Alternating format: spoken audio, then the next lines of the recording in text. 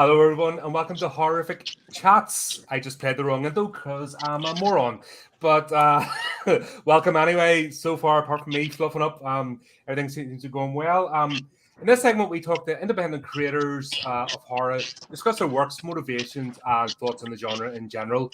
Tonight, we're joined by S.J. Herman, and Myrna, and Bryan Parkerson. All these guys are involved in a new project. It came from somewhere, a 1950s themed sci-fi horror currently in the making. Hi, folks. How are you? Welcome. Thanks for joining me. Hey, how's it going? This is a new one for me because normally it's like one-to-one conversation. So I've got a whole bunch of people. So I'll just throw questions out and we'll talk between yourselves. Let everybody know who you are. We'll get started. So I think I'll probably just start from on my screen. We'll go from top right down to the bottom. So we'll start with Anne. Do you want to introduce yourself? How you're normally involved and what your role is? I know you have a couple of roles. You're an actress as well, but in this particular project. Sure. I'm Myrna, and I am playing the character of Dolores in It Came From Somewhere. In this project, I'm also a producer and first AD. So besides being in front of the camera, I'll be behind the camera, doing a lot of the prep in terms of breaking down the script, figuring out who's shooting what scenes when and where, and just helping organize everything, including our Indiegogo campaign that we currently have running. Oh, fantastic. And Bryan, do you want to introduce yourself? Yeah, sure. My name is Bryan Parkerson. I'm probably the only guy on the production that has one job, but I'm one of the co-writers of the film. I'm an independent filmmaker myself. I also have a podcast called That Other Interview Show that I run, and I run a small production company called Dawn Journey Productions. So you're a little bit busy then? Just one job?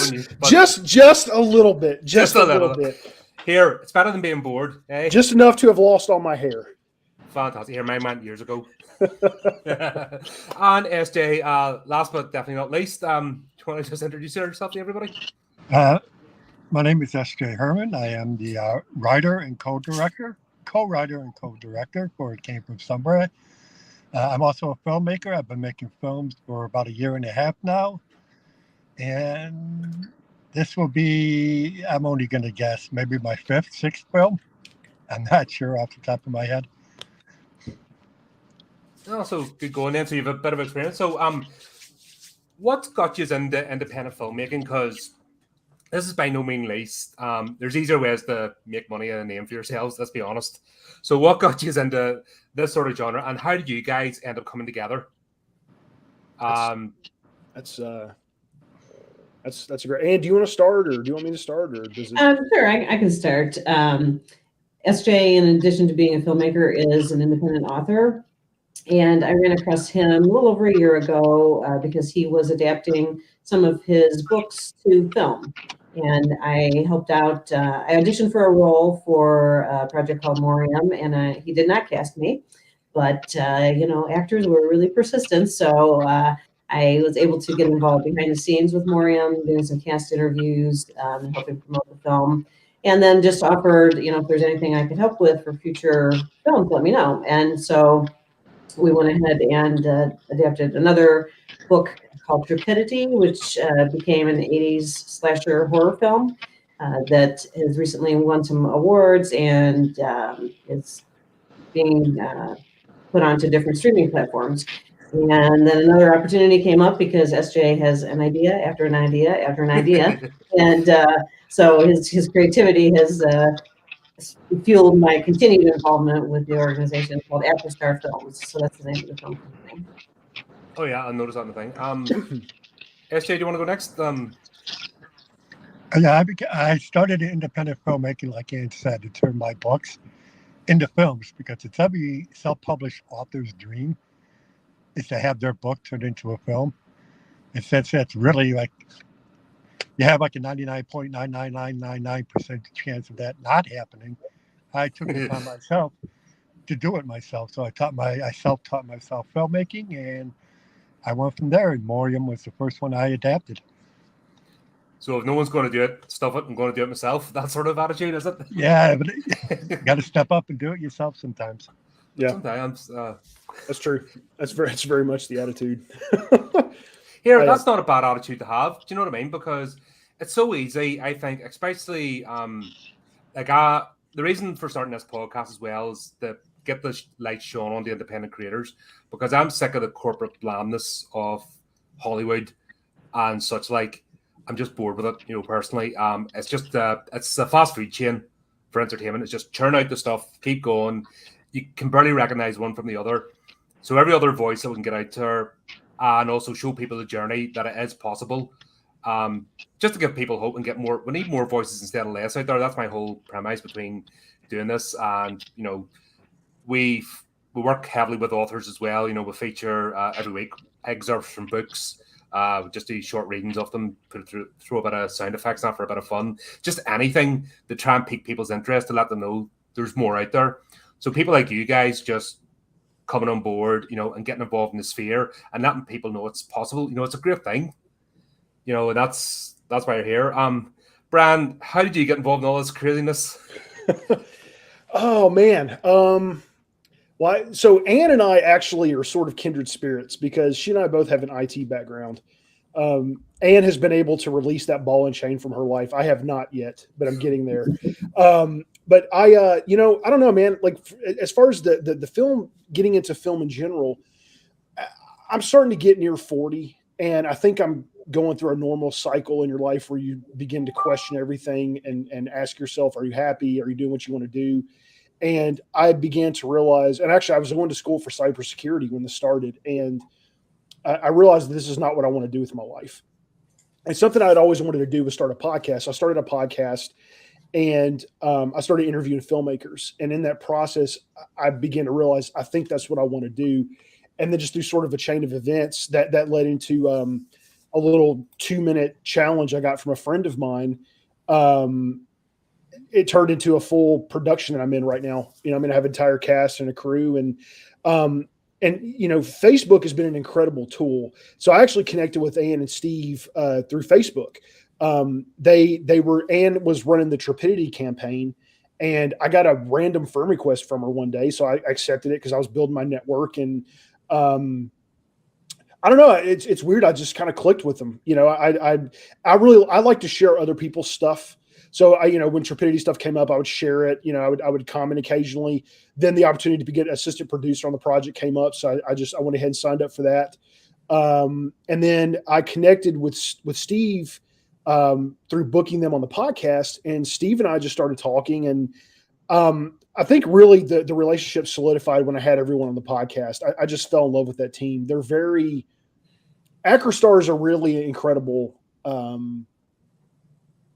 They're just a really incredible group of people. I immediately saw this chemistry amongst them. You could tell that they were a family. Like they were very much a familial unit. And I just fell in love with them. And so I just got to talking with Ann and Steve more, and they brought me in a little bit more. And then one day Steve randomly sent me a message and said, hey, let me back up a little bit. When they started talking about it came from somewhere, I fell in love with the project and was raving about it, and I guess that was noticed. And so Steve one day just randomly messaged me and said, hey, how would you like to be a part of this movie? And I was like, seriously? Absolutely. And he goes, well, how would you like to be a co-writer?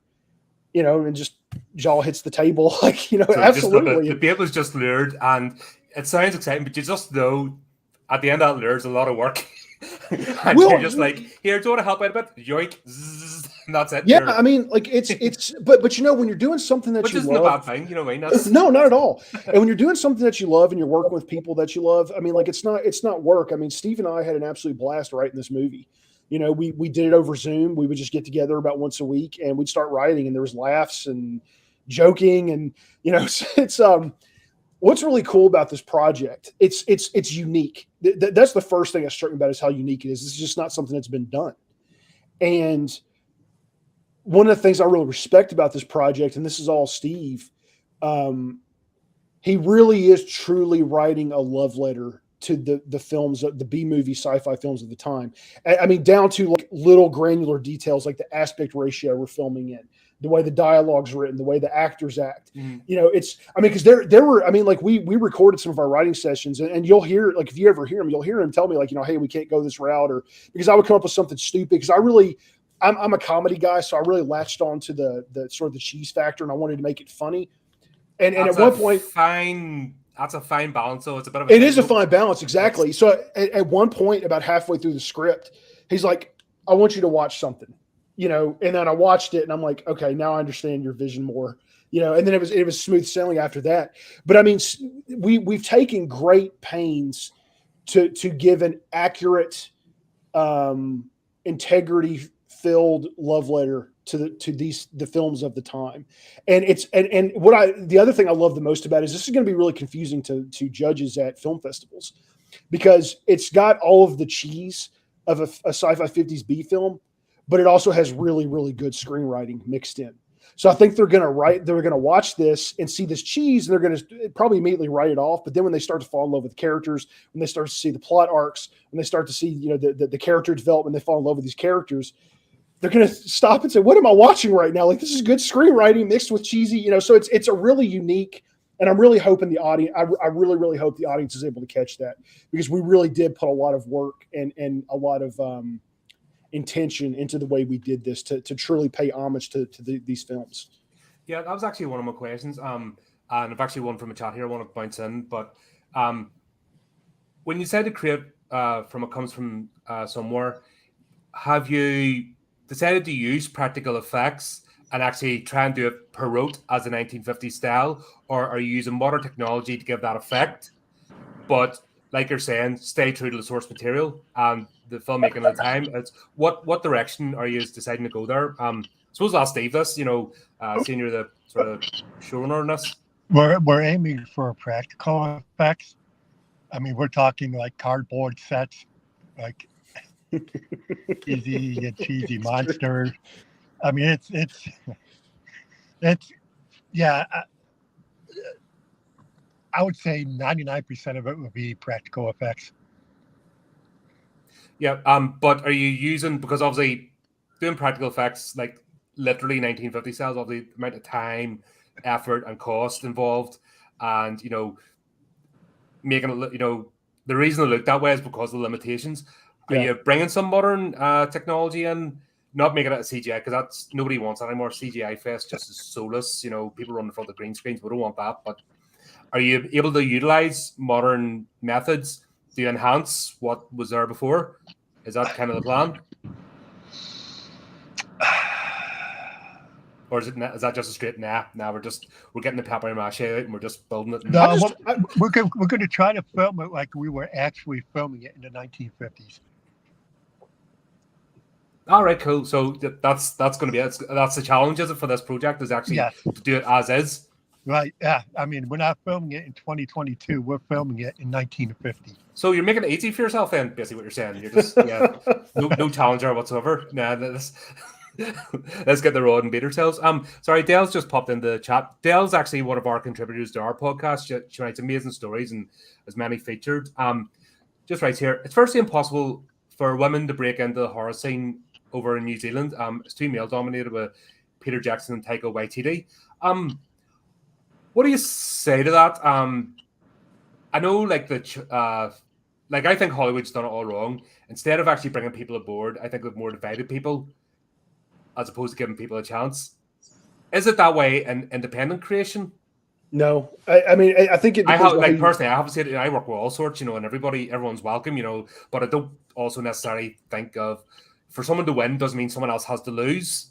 If that makes sense, I think that's just a horrible mindset. The beautiful thing about the independent film scene is you make it what you want. It's very tribal. I don't know if it's always been that way because I'm still fairly new to it, but what I've noticed is it's very tribal. And you have groups like my company, you have groups like Acrostar. It really depends on who you work with. I mean, like with Acrostar, it's mainly female actresses, and most of the productions are female driven. And one of the things I respect the most about Steve is a very humble guy. He doesn't say a lot, and when he says something, it means something. And what I've noticed about Steve is he really thrives on standing in the background and building other people up. That's a very rare quality in people. I've on a couple of occasions now watched. I mean, he's very intentional about everybody getting to do the things that they dream of doing with Acrostar. So that includes having the anybody that wants to direct actually get a chance to direct a short or a feature, to produce. Like Steve, it's just, you just don't see that in too many people. I mean, he really does thrive on just kind of almost remaining anonymous and just watching other people shine. You know, it's Which just really is a incredible. double-edged sword with independent creation, because unfortunately you have to get out there, because it's very rare people are going to do it for you. You have to actually become involved in the promotion. I'll tell you, Colin, like, people, it may seem that way, but I would actually say it's the opposite. You know, there's a man I respect named Jason Horton. He's working on a film called Craving right now. And I interviewed him on my podcast, and he said something that stuck with me. He said, a selfish filmmaker is an unsuccessful filmmaker. And what I have noticed in my short time in the industry, people do not like a lack of humility in people. Some people don't care, but for the most part, I've noticed the people that have no humility, or the people that are selfish, are just in it purely for themselves, they don't do well. I think that's what most creation. See it a lot in the horror. The horror authors. You know, that's where we primarily deal with. I'm just getting new into newly myself into speaking with filmmakers, and it's a bit of a different beast. Mm-hmm. But definitely in the author scene, there's a lot of very selfish people there, and it really does put you off their work. Yeah, you know, even that separating the art from the artist. I think there's more of, maybe I came across wrong with the question, but there's definitely more of an onus now. You have to put yourself out there as the person. You can't just be the mysterious, like the Wizard of Oz behind the curtain. But people inevitably find out who you are. They find out who you are inevitably, because at some point somebody's going to ask, who is it that runs Acrostar? You know, who is it that's putting all these people front and center like that? And eventually Steve's name's going to come out, you know, and I mean, oh my gosh, Anne, I mean, there would be no way for Steve to remain anonymous with Anne. I mean, Anne's a freaking rock star. By the way, to all the audience, like, I love to brag on these two people. They are amazing. Anne is the most incredible producer I have ever seen. Like, I need an Anne for my company. She is amazing. Thank you. Absolutely amazing. I mean, she is a rock star, and that's an understatement. It's so true. Fantastic. You know what? I love the positive vibe here. You know, I have to say, real positive vibe. And I think we need more of that out there. That's something, like, I'm a major proponent for. There's a lot of negativity. You mentioned, obviously, Facebook. It's a tool I primarily use to connect with people. You have to look past the negativity. You know what I mean? There's a lot of, like, bitter people out there. Mm-hmm. But if you can see past that, you don't know who you're going to meet the next day. Like, this podcast is going to be 2 years old this Halloween. And even in that short period of time, like, the amount of people I've come across just personally and seeing connections and networking is absolutely fantastic. So it's well worth it. A lot of people are getting, I think, despondent, and they want to write off social media completely. They want to write off interacting completely because of a few idiots. You know, how have you managed to navigate that? Oh, I was like, actually one question, but just kind of thinking about things. How have you managed to navigate that sort of toxic environment, or the people that just want to do you harm, that you shine your light, they just want to pull you down because you're doing something? Yeah, I mean, we really haven't experienced that. I do a lot of outreach on social media, and we have a Facebook group that has about 2,200 members, and I attempt to get to know whoever's willing to let me get to know them. So as they come into the group, you know, we welcome them. I, you know, invite people to post something about themselves if they have a link to a website, or if they're an actor, you know, link to their acting profile. Some people message me too much, and then I want to be your best friend. I've met you once, and let's be pals forever. Yeah. And so, you know, I mean, it takes all kinds of people, right? So I'm nice back. I mean, if they get to be obnoxious, then they get blocked. You know, I had a couple of those this past week, but I mean, out of several thousand people I've interacted with, I've probably blocked 5 people. So, you know, basically everybody is just interested in, you know, creating entertainment for people. And then again, it takes all the different roles to actually put something together. So, I mean, the only time I was criticized actually was I had posted about our Indiegogo campaign into another Facebook group that was a collection of horror film fans. And it's kind of controversial in an Indiegogo campaign, apparently, to offer producer credits.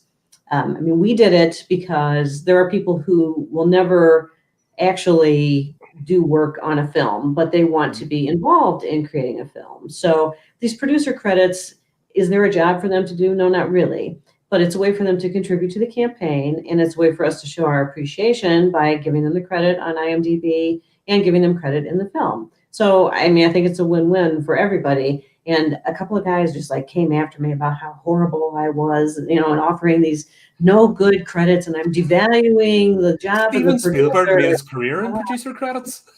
Well, but that's Do you know what I mean? Yeah, and like Steven Spielberg sticks his name on the anything, gets paid a lot of money, and he's like, "Cha-ching, thank you very much." well, Nobody batted an eyelid. Yeah, I'll never understand that criticism, because isn't that one of the very definitions of what a producer is? You bring talent or money. I mean, people are going to hate. People are going to be negative, and you could choose to engage with it, which is a waste of time, or you can ignore it and move on. There are people who are unhappy and they're miserable, and it's unfortunate and it's sad, and they want to spread that. They want to bring other people down with them, and you just have to look past it and move forward and just strive to be a force for positivity and good. I think that's really the best strategy, and you just block them. That's I just like to highlight it and talk to creators, because there's so many people give up. You know what I mean? Because the minute you because you have to understand it's coming.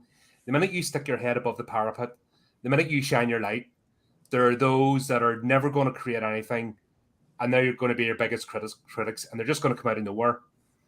And I think what maybe people scratch their head at, there's no rhyme, reason, there's no logic to it. And they're like, I haven't done anything. Why am I getting attacked? And, they've barely got started. And they just retreat in the turtle shell. What I like to hear about people's experience, you can go, yep, dealt with it. Nah, nothing. And you carried on and you make stuff. That's the most important bit. So it's important to share these stories, I think, of dealing with that antagonism, because it's out there. It's never going to go away.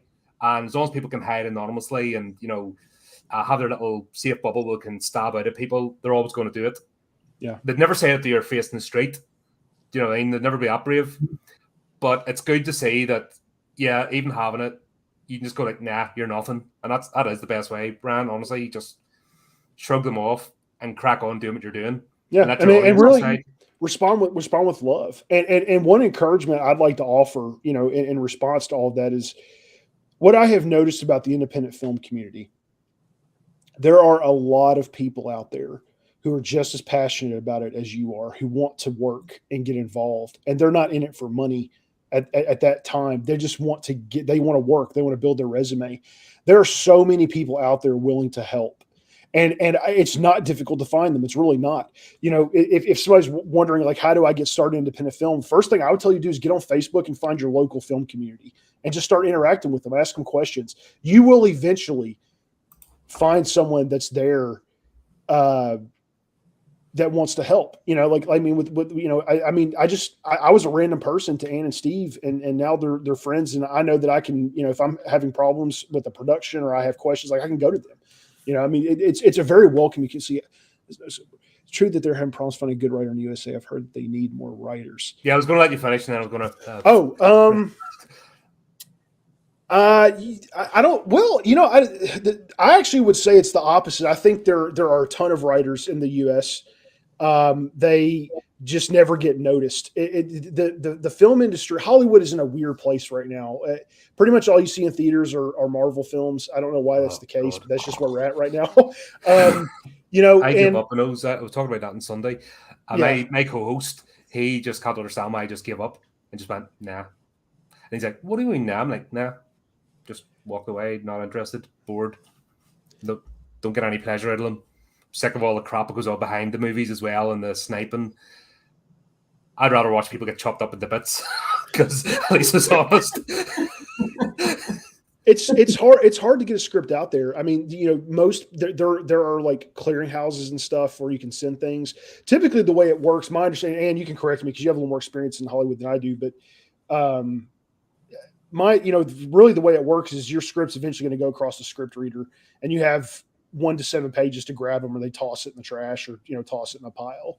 And it's just that spec writing and stuff's just not what it used to be. I think in a way things are starting to trend more towards independent film. I think you're going to more and more, especially as the technology becomes more available. Like filmmaking is more accessible, but quality filmmaking isn't necessarily, because there's still a cost. Sound is always going to be your biggest issue. You need to get good sound equipment and good lighting. Anybody can shoot on their phone, but you can't make it sound good. You can't necessarily make it look good, but you can get the cinematic look. But as that cost diminishes, I think eventually things are going to continue to sort of trend towards independent film. And I think independent film is just going to get bigger and bigger and bigger. And I think that's the way it should be. I think it's time for everyone else to shine for once. Anyway, what are your thoughts on that? Well, I mean, I'm kind of all about the story. I'm actually a film festival judge in addition to creating films. And to me, I mean, they can look really good. You were talking about getting the cinematic look and having really good sound. And I've seen some independent films that have all that, but then the story falls short. So, I mean, one of the reasons that I have chosen to work with Star Films is because Steve is such a good writer. I mean, I've read almost all of the books that he has. So he's got a collection out on Amazon that you can, download and read on Kindle. They're just really good stories. They're all a little on the dark side because that's kind of his thing. It came from somewhere is not of that nature, but except a lot of people do get killed. So that's true.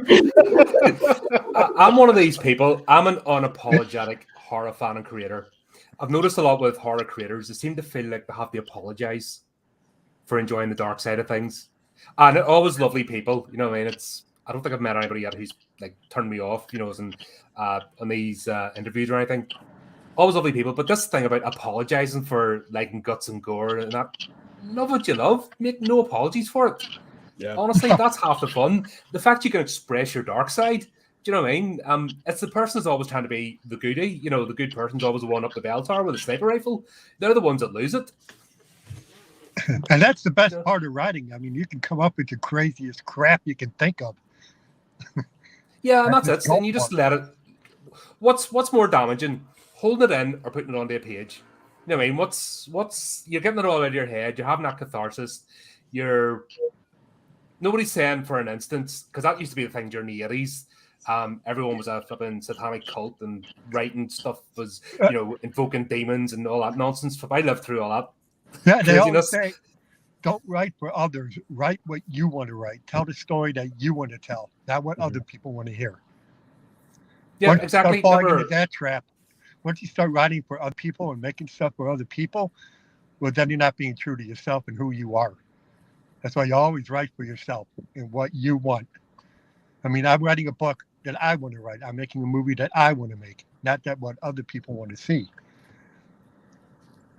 Yeah, I think that's where the mainstream, in particular Hollywood's lost its way, because everything's done by committee. Mm-hmm. And you don't have one creative vision anymore. Even the directors and producers are not actually in charge. They're just a manager. Do you know what I mean? They're making the fries and the burger and sprinkling a bit of salad on it and shoving it out the next one. They're not actually creating anything. The restaurants aren't being run here. Sorry, I'm a fat boy. That's why I always use food analogies. Because my favorite thing to do, shove things inside me.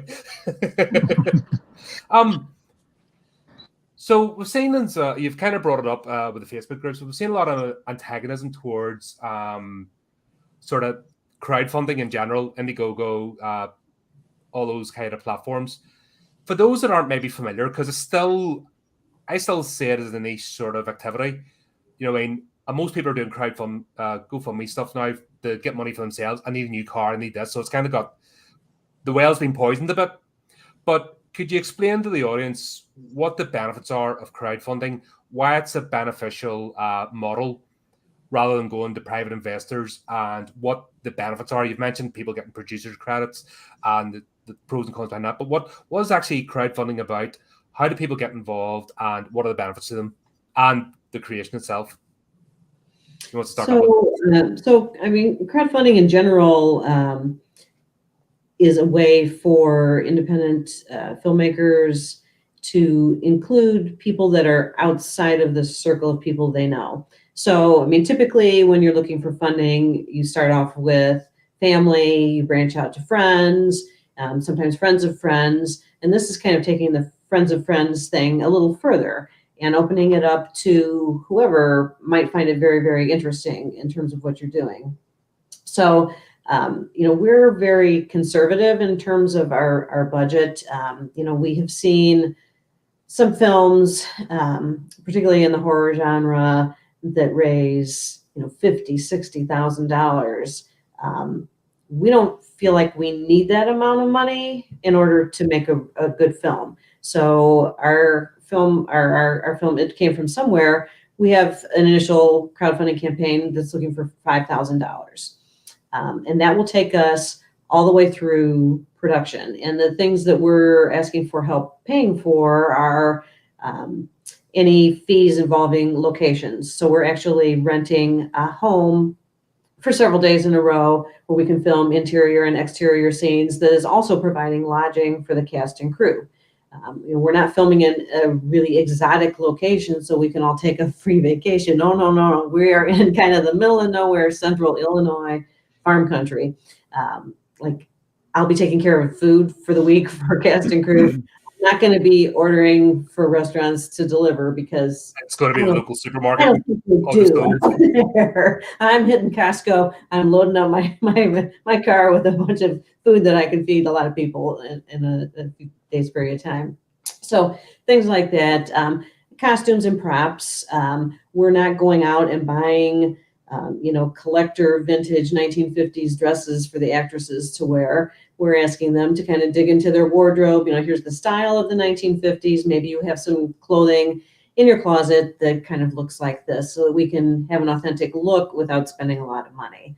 We don't have any exotic set expenses. Like I say, we're using the interior of this house. We're using some, Main Street, small USA look, type exteriors. And we've got a very cooperative small town that's working with us and letting us use some of their locations. They're blocking off streets for us so we can film. We're kind of just like bringing a bunch of people together to get this film made. Some of the reasons that people don't like crowdfunding are that people can misuse it. There's nothing to actually stop us from if we collect the $5,000 and taking a little trip on the weekend, but we just would never do that. And I think the majority of people who use crowdfunding would not use the funds for a different purpose. We have legitimate things that we give people for their contribution. You can make a straight cash contribution, or you can get something for it, like your photo in the film. So if you've always wanted to be in a movie, but maybe you live in a really remote location where no filming is ever done, you can send us your picture, just, like a portrait. We'll make it black and white and we will use it in the film. You'll clearly be seen and be listed in the credits as a cast member. And in 1950s, the credits come at the beginning of the movie. So, you get your name seen up on the big screen. So there's going on into the 80s. Do you remember a lot of movies in the 80s were still doing the credits at the front? And then it kind of switched. Yes, right up to the 80s. A lot of movies, a lot of big budget movies were still doing the credits at the front as the intro played.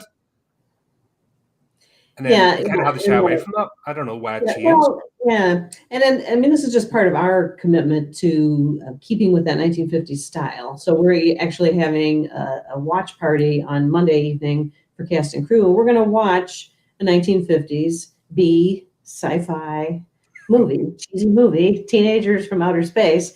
And we're watching it so that we can see, like kind of how the shots are set up from the director's point of view. We're looking to see, like how the acting is, because they didn't act small for the camera back then. They overreacted, like really big screams, large facial expressions, hands up in the air, kind of thing when you see the monster. We want to get all of that feeling into our film. There's still an aspect of it being a theater performance.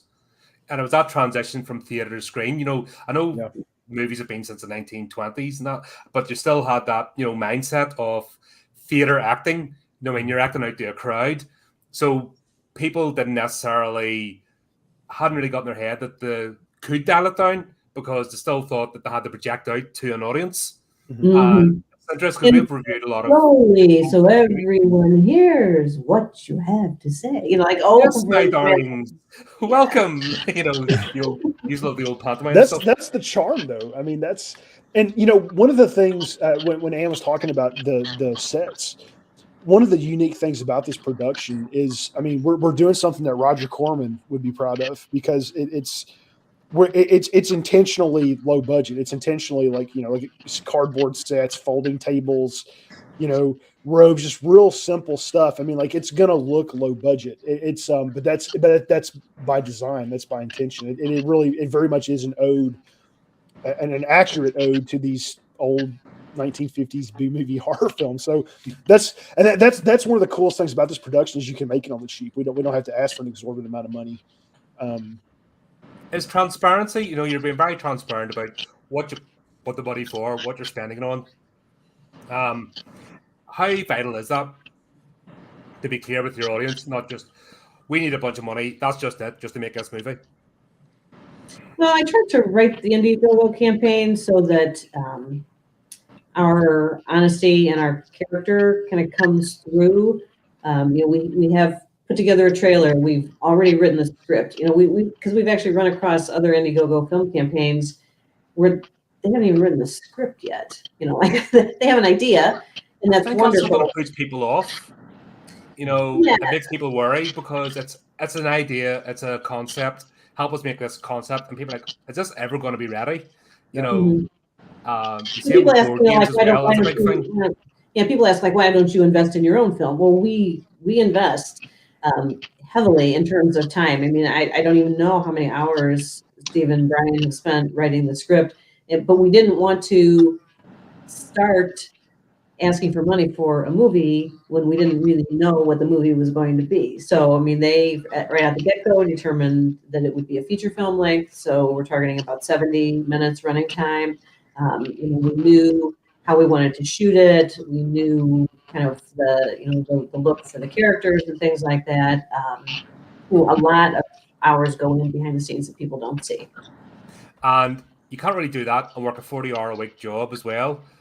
You'd never get the thing done. Do you know what I mean? It's but we do. That's the thing. Like, people expect you to all of a sudden be millionaires and just pay for everything yourself. Life is reality, is what I'm trying to say. You need to live and eat. So work on that, but you can't just work your 40-hour-a-week job and then produce this in the same amount of time. So the money's to free up as well, so you can actually, even if it's just take leave off work and concentrate on the film. Or unpaid leave, it's all part of the balancing act in reality. It's not even that though. Like what people have to, and some of this is not people's fault. They just don't understand what's involved in making a film. That's why I'm trying to, shine the light on it so people understand. I still work a full-time job. Steve still works a full-time job. Like, we're doing this in our spare time, and we're not profiting from this. Like, we're not asking for money to pay ourselves. This money will go towards the actors. It'll go towards the production costs. It'll go towards travel for people. It'll go towards food. Like, what people don't understand is how the hardest part about making a movie is not making a movie. It's funding it. And it's difficult to get out there and ask people for help. And you want to be transparent, because, movies are one of the worst investments you can make financially. That's no, right? Everybody knows it's tough. And people who have money know that. So you have, and what tends to happen is when you're seeking investment from private investors, a lot of times they just string you along, or they'll play with the idea because they want to be involved in a movie. Like, it's like, I've done this, I've never done a movie. And they'll string you along, and they'll revoke the money. So it could take us 2 years to get private funding for this. But when you have a platform like Indiegogo, where you can just get out there and say, hey, we have a script, we've got a trailer, we've got all the actors, here's what we're in need of. If you like this project, if you want to see it come to light, if this is something you're passionate about, you're still getting something out of it. You're getting the movie, you're getting a producer credit. Like, maybe you're trying to build your IMDb. Well, you could be an actual producer on the film. You can be in the film. You can, with the picture thing. So it's not, people just really need to at some point realize that this is the way it is, and this is how it works. And crowdfunding is the way of the future, and you don't typically go after private funding on something like this. It's just too small. You know, if we were doing something that was like, you know, $150,000-$250,000, yeah, we might, you know, we definitely be looking for private investors. But this is just the way it is, and I think Indiegogo is fantastic, and I think the transparency is important, and people really should know what they're investing in, you know, because I just think crowdfunding's gotten a bad rap somehow. You know, I think that's some why I'm people have trying gotten to, burned. like I said, Yeah. that's why I'm asking the question, because if you don't ask the question, if you don't explain it, and also the value of you being here, put yourself in front of a camera, speaking to people is worth more than 100 paragraphs on a crowdfunding campaign. You know what I mean? You're standing up for what you believe in, explaining, and that's what I'm trying to bring out, because we need to break down these. I'm all for independent creation. I want it to succeed. I'm sick of the machine. You know, and I'm sick of the nonsense. This mediocre stuff costing. There's Warner Brothers shelved a movie that cost $70 million because when the test screen it was absolutely pants. So the new Batgirl movie. Yeah, just shelved it. And I'd actually seen an interview with the two creators, and they're young lads, and they're all pumped to make a movie. But it's actually because everything's done by committee, and they're able to spend $70 million on a movie and it be absolutely terrible and look terrible and feel terrible. That even the test audience, they're normally, you know what I mean? You know, the access media, they'll sing your praises to get, you know, their name or get involved in these sort of events. So even they're saying it was bad, and the company would rather take a loss of 70 million. But people are happy with that. They're happy with investors to spend that amount of money and lose it. But they're very suspicious of people trying to fundraise $5,000 just to put up people in a hotel rather than paying themselves. A previous director I spoke to, Jason Pitts, he explained to me one of his projects. What he wanted to do was for the cast and crew not to have to pay for their own hotel rooms for once. That was his dream, to get it crowdfunded, because he was sick of people coming on board and spending their time and money, and he almost felt like he was using them. And he just wanted to get some money in so that he could at least go, thanks guys, I appreciate you. You know, here's a bit of comfort. You know, just something simple as that, which people I don't think understand, which is what I'm trying to draw attention to. Well, and you know, and Colin, like that also is what makes what you do really important. What's really cool about your podcast, and all podcasters out there who do what you do, it gives the audience the opportunity to meet the people behind the scenes.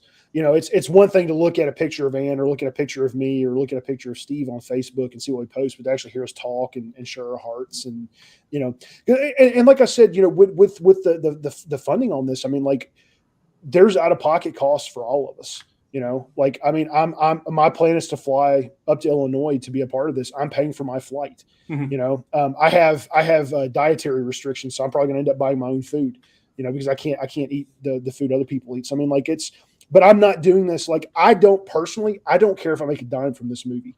I'm grateful. In fact, I would rather them take, if there were a cut in it for me, I'd rather them just give it to the actors and actresses, because I'm not in it for that. I love film. I love the magic of film. I love the privilege of being able to be a part of the process. And I'm just so grateful for the opportunity to have been a part of this, and to help write something that I thought was such a really cool idea. That's enough for me, you know, and to just build a friendship with Steve and Ann, like that's enough for me. I really genuinely, and I mean it when I say this, like I love Acrostar. I love everybody in Acrostar. They're some of those wonderful people I've ever had the opportunity to interact with. And I'll do anything in the world for them. You know, it's fantastic. Steve, if your cheeks aren't burning now, because I'm kind of blushing for you here, because that's I've heard nothing but praise for you. How's your experience been? Like, you're the showrunner, you're almost expected. We've talked about Dale brought up a couple of directors. You know, they're all ego. How have you managed to balance those two sides of your personality? You know, you're expected to almost come out and be the flowery, creative, and the ego, but being a down-to-earth person and not wanting the spotlight. How have you managed to balance that with actually getting your creation made? Like Bryan said, I really focus when I make these movies. It's more for the actors. It's more for them. And I care about them. I want them to succeed. So that's why I do my best to get them out there, more so than myself. which is rare. I don't think you see that a lot nowadays. You don't. That's why it's actually really refreshing to see it and actually right in front of my eyes. Not even hearsay or other things. I'm seeing it right here, and it's amazing the amount of respect these guys have for you. And I'm pretty sure if I speak to anybody that's worked with you, I'm going to get a similar story. Just from here, I'm not getting any sign of fluff here. You know what I mean? I mean, basically, I'll write a character. I'll give the actors or actresses a basic outline. I go, here, go with it. Do what you think is best for it. And I just give them a rough outline, and so far they pretty much capture what I want. I give them free reign. And like Bryan said, if somebody wants to direct, here, I'll give you a chance to direct. I mean, if you want to be a lead, I'll give you a chance for a lead actress. I mean, it's more for them than for me.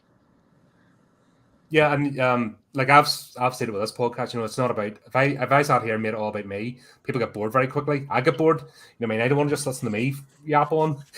It's more fun watching someone else, you know, seeing their story come to life, hearing how they've created and achieved. And yeah, it's a good feeling, but you kind of get brought up as well with it and just organically, which I think it's something worth holding on to.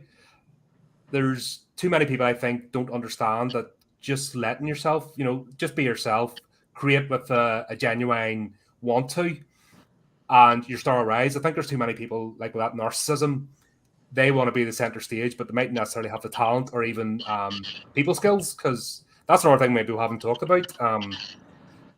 How important is it to have people skills in this industry and actually make connections and be able to speak to people? Incredibly important. Incredibly, yeah. There's so many people I think don't understand that, and I think they're just going to swan in, and everyone's going to fall before them. There's people approach me and they've been rude, and I'm just like, you know what, nah.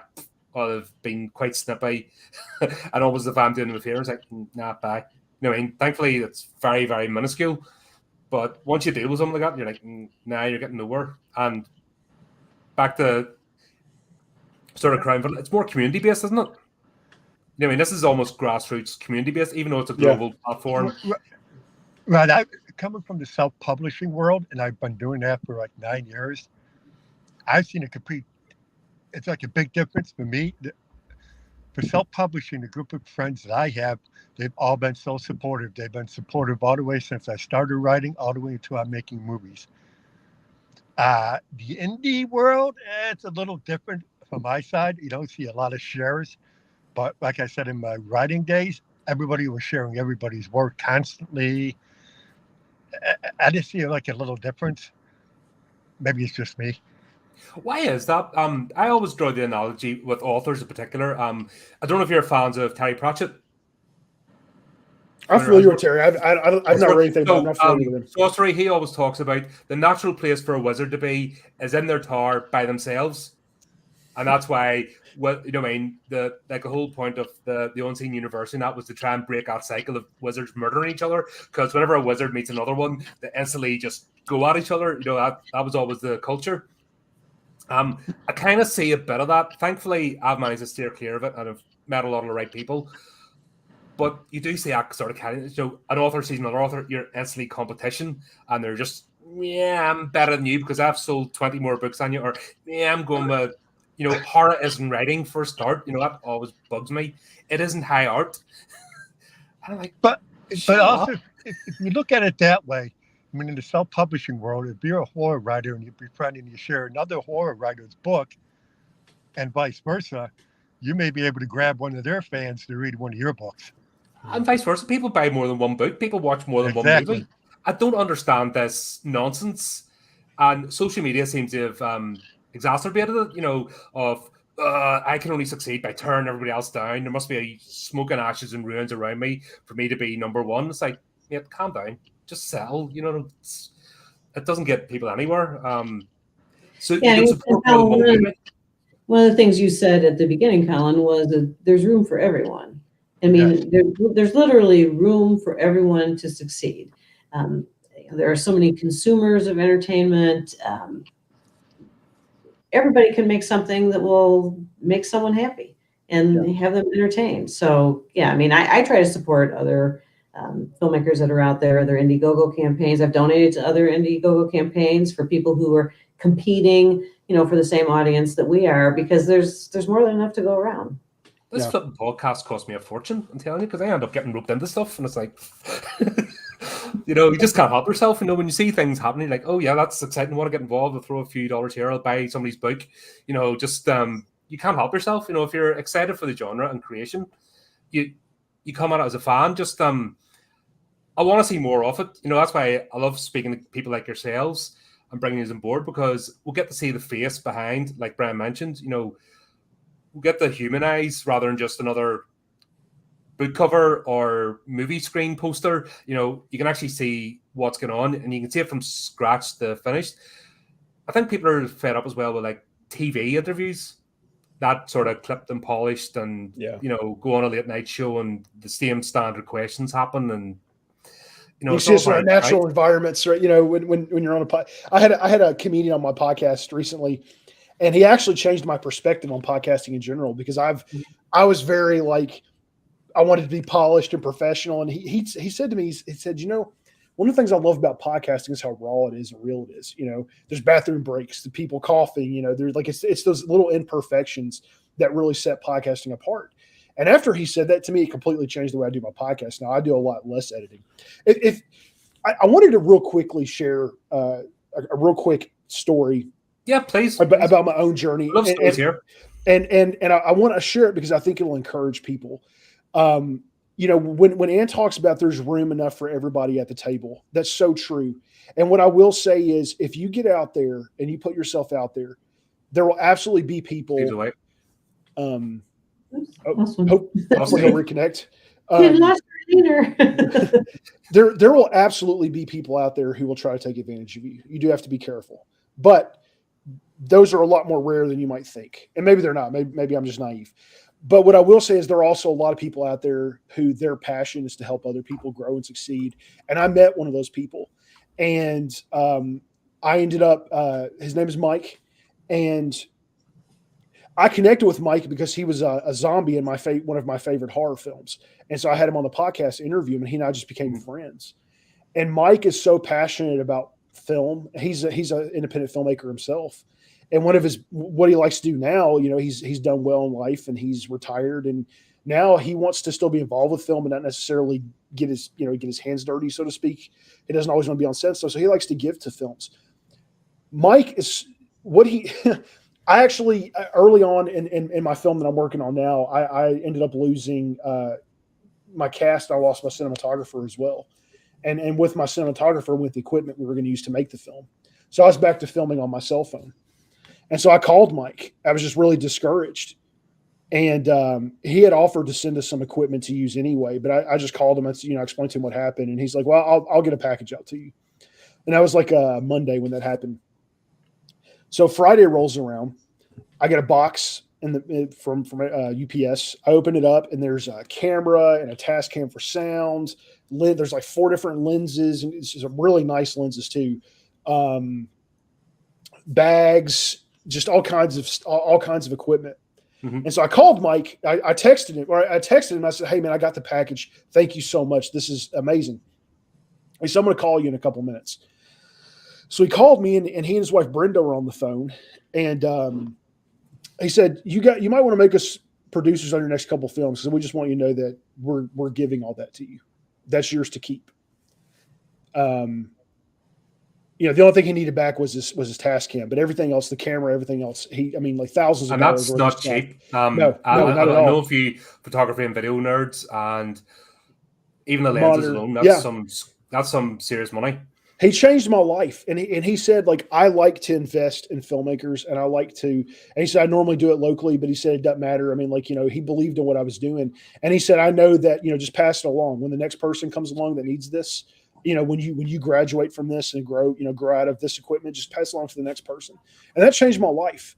And there are a lot of people like him out there. So I want to say that to encourage people. There really is room at the table for everyone. Find a group of people that you can grow with, that are invested in seeing you grow as much as they are themselves. And like I said, there are a lot of them out there, and I feel like it just sort of works itself out.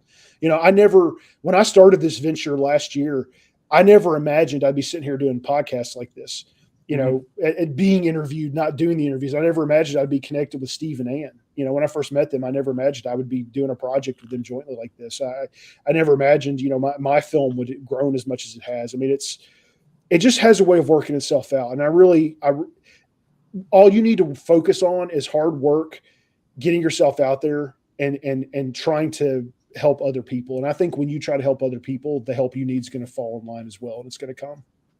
Yeah. Another thing, I was going to bring it up here just about the antagonism, especially with Hollywood, where they slag off their fans and then the fans slag them off back. And it's a whole negative thing. And people are writing off humanity. But one thing about the horror genre I have noticed, and especially horror creators, is we seem to have missed that. Now, there's a bit of it, but, everything seeps through. Everything's interconnected, and not everybody 100% watches horror all the time. You have to be part of the world, so of course you're going to forget about it. But one thing I've noticed about horror is that doesn't seem to play here. We don't have that same antagonism and negativity in this genre. Yet, horror explores the worst parts of humanity, yet has the most faith in humanity. What do you say of that kind of contrast?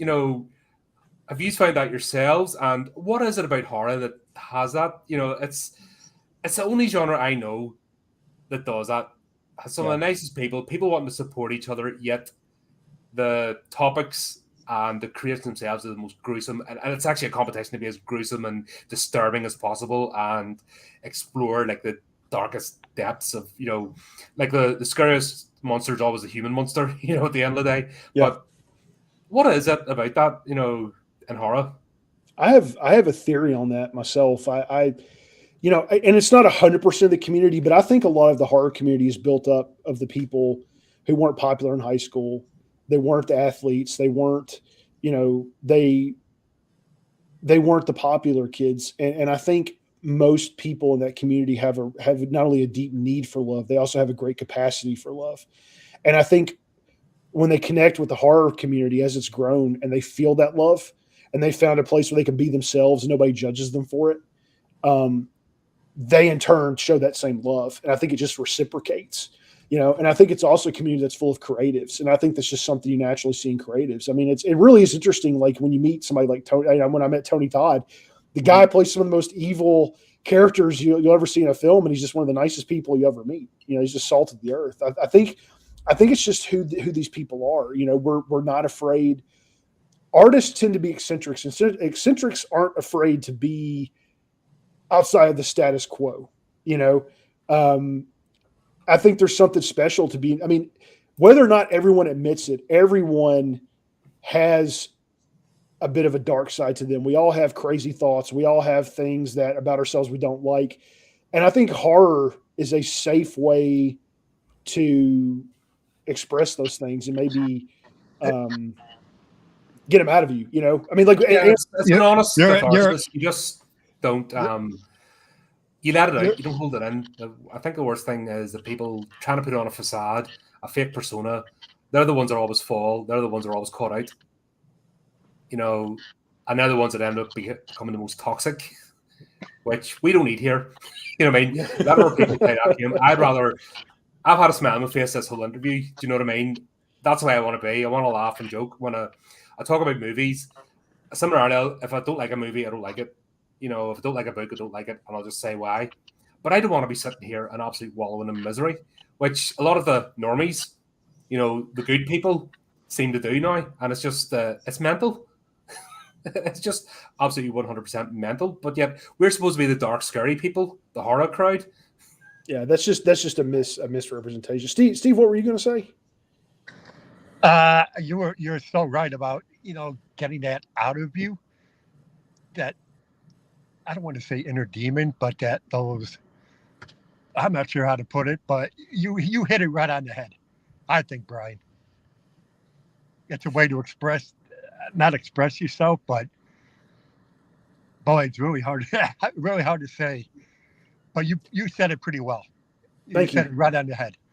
Yeah. So if somebody does me harm, I have no qualms about saying I would be quite happy if that person fell off a cliff. And I'll quite happily imagine them bouncing their heads and bones breaking on every rock as they roll down that cliff, and their skin splitting, and them getting infected when they land. They don't die straight away, but when they land on the bottom, they're broken, and then they get infected, and that's what kills them. And it takes them days, and they die from dehydration, and then they get their eyes poked out. You know what I mean? I have no problem saying, if you do me wrong, that's what I wish in your future. Doesn't mean I'm going to do it, but I'm going to say it and get it out there, and I'll be called the craziest person on the planet. But the forgiving people are the ones that will actually start getting out the duct tape and plastic bags. They're the ones that's actually going to do it. At the end of the day, it's art, and the human brain is such a strange and amazing thing. And I'll use Tom Savini as an example. Tom went to Vietnam in 1968. Instead of doing Night of the Living Dead, he was overseas as a combat photographer.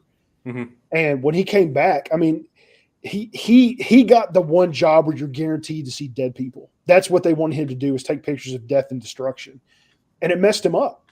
And it had a big impact on his life for a while. And what he did when he was overseas, he was able to separate himself from the reality through the lens of the camera. He'll say that, like he sort of was able to separate himself through the camera. But his way of dealing with that horror that he saw and the trauma that it caused him was to turn around and start doing these really. He'd always been a makeup effects guy growing up. He loves Lon Chaney. He was always making up his friends and things like that. He turned to a creative outlet to deal with his trauma. And I think that's why you see war memoirs. You look at a guy like Eugene B. Sledge, who wrote With the Old Breed at Peleliu in Okinawa. It's considered one of the greatest war memoirs ever written. And I mean, he gets down to like, he goes so far, like he describes the sounds and the smells, the filth, the grime, like, he takes it a step further. I mean, like, but writing is art. Makeup effects are art. Movies are art. Like, I think art is a safe way to deal, like what Steve said, your inner demons. We all have trauma. We all have pain. And, maybe instead of somebody harming someone else, they make Saw, or they make Child's Play or Nightmare on Elm Street. It's that came from somewhere. Yeah, exactly. Like, we all have. Let's go. I at some point I want to do. I'll be vulnerable and transparent. Like, I deal with severe obsessive compulsive disorder. It's extremely difficult for me. Traveling is difficult for me. Flying is difficult for me. Picking something up off the floor is difficult for me because of germophobia. And what really bothers me, and I was talking about this in a therapy group I had this week. The only exposure I've ever seen OCD really get was an exploitative TV show about people doing exposure therapy. People have a really strong misconception of what the disease is. They think it's just washing your hands or being super organized. It's far beyond that. There are so many facets to the disease that you have no idea. I want to do a project that really sheds light on what this disease looks like. And it's going to be ugly, and it's going to be raw, and it's going to be uncomfortable. And I'm kind of scared to make it because in a way it's going to force me to face my demons. But I want to do it because I want people to truly understand what it's like to live with this. And that movie is going to be for me. If it may make money, it may not. But that's for me. And I think that kind of goes back to what Steve was saying earlier. Like, I'm going to make that movie ultimately for me, but hopefully it'll help other people as well. I just made a short film like Bryan is talking about called Hope, which I wrote because I'm a manic depressant. I suffer from depression and anxiety. So I wrote that as a way to release that from me and that possibly help me and in a way help others. So other people can see, hey, this is what goes on in your brain for somebody who suffers from depression. Mm-hmm. Yeah. And Tatum directed that, right, Steve? Yeah, she directed it. Yes, that's another example. Tatum is a young actress with ActorStar, and Steve let her step up and direct. And it was a very emotional thing for me to watch as she was, because she's the only one in it. So she directed it and starred in it. And it's very emotional for me to watch as she was playing it out. Yeah, I broke down a couple times and cried because that's how I envision other people. That's what's going on in my brain when I go through this depression and anxiety. What they see is what goes on in my brain as she's having a conversation with her inner demon who's holding her back. Is there there's always a thing about people who direct and star in their own movies. It always seems as, I know, a bit narcissistic, a bit self-indulgent. Somebody who I think kind of jumped the shark about, Sylvester Stallone. He wrote a lot of his, started writing movies, but he always put himself in the starring role, which I thought kind of took away from it. Is there a case of when it is a good thing to do, like you've just talked about, and when should you not do it? That's a great question. So when should you not? When should you not direct and star in your own movie? When's that point of, yes, I've got this idea, but I don't need to be in front of the camera as well? Is it because of, if somebody's an actor originally, is that a hard thing for them to do? Step away because they're used to being in front of the camera? I think a lot of times, sometimes if that's the case, people write characters for themselves.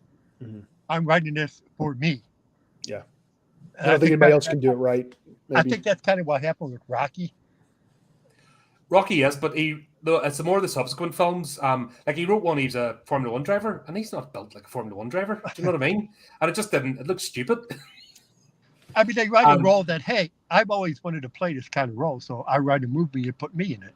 Yeah, but that's what I'm saying. Is there a line to be drawn between the self-indulgence of, I'd like to be that role, but you're not that role, if that makes sense? Yeah, how do you have that check and balance between knowing when to step away from the camera and creating the best product?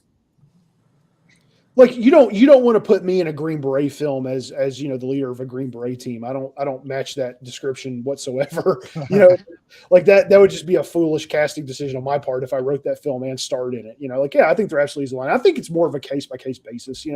And there's a psychology to it. Like they may think nobody else could do it as well as them. Like they may have such a specific vision in mind that it's like, I have to play this part because I just am not convinced anybody else is going to capture what it is I'm looking for. It could be narcissism. It could be, with Rocky, that was his life. That was his story. I completely understand why he did with Rocky because he was telling his own story. 100%. That's actually one of the most compelling backstories in cinema ever. Mm-hmm. The Rocky season. Now, he should have stopped after part 4, in all honesty. He should have been, enough, put it to bed, done. Once you get slapped about with Dolph Lundgren, just right, that's enough. Stories told. But the actual original Rocky movie, even the sequel, some of the most interesting story in cinema. But you see too many people now are being self-inserts. You see it in the comic book industry. You see it in writing. Everyone's like a self-insert into their product, and it doesn't work, and it's turning people off. I think it just depends on the person. Because, like I said about Steve. Steve's a very humble man, and he's very behind the scenes. And, I wouldn't expect to ever see him, do something like that. But that's just because of who he is. He's more inclined to let other people shine, I just think it depends on the person, and what are your thoughts on it?